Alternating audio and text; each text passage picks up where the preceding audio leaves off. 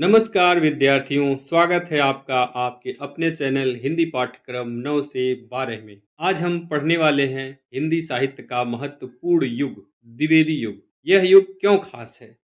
हिंदी गद्य का विकास कैसे हुआ और कौन-कौन से लेखक इसमें प्रमुख हैं? आइए आसान भाषा में समझते हैं। द्विवेदी युग क्या है?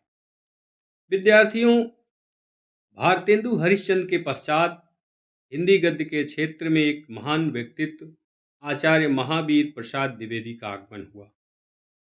हिंदी गद्य के इस युग का नामकरण इन्हीं के नाम पर हुआ। इनका हिंदी साहित्य में बहुत बड़ा योगदान रहा। द्विवेदी युग का समय सन 1900 ईस्वी से 1918 ईस्वी तक माना जाता है। अब दूसरा पॉइंट, सरस्वती पत्रिका का महत्व। सन 1900 ईस्वी में प्रयाग से सरस्वती पत्रिका का प्रकाशन शुरू हुआ। 1903 ईस्वी में महावीर प्रसाद द्विवेदी इसके संपादक बने। उन्होंने हिंदी भाषा को सुधारने का काम किया, लेखकों का मार्गदर्शन किया, नई प्रतिभाओं को आगे बढ़ाया। इसलिए इस युग को जागरण और सुधार का युग भी कहा जाता है। तीसरी बात, इस युग की विशेषताएं। द्विवेदी युग में भाषा हुई साफ और सरल, गद्य का समृद्ध विकास हुआ, नए नए विषयों पर लेखन हुआ, जैसे इतिहास, राजनीति, समाज आदि। मतलब साहित्य अब सिर्फ मनोरंजन नहीं रहा, बल्कि ज्ञान और जागरूकता का माध्यम बन गया। अब बात करें प्रमुख लेखक की, तो इस युग में प्रमुख लेखक हैं महावीर प्रसाद द्विवेदी, जयशंकर प्रसाद, मैथिली शरण गुप्त, प्रेमचंद, चंद्रधर शर्मा गुलेरी, रामचंद्र शुक्ल आदि।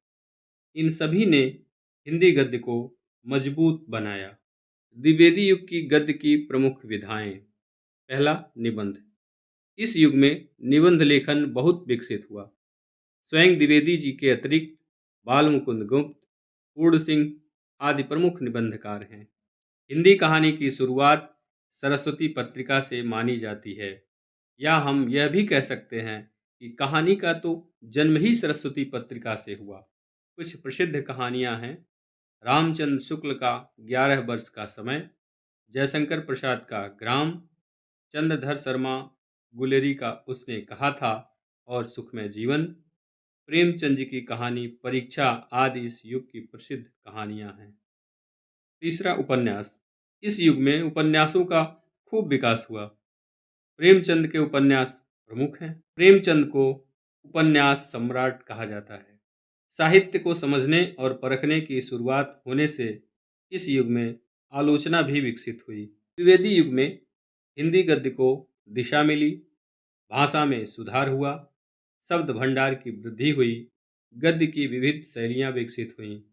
द्विवेदी जी के प्रोत्साहन से नए नए लेखक सामने आए।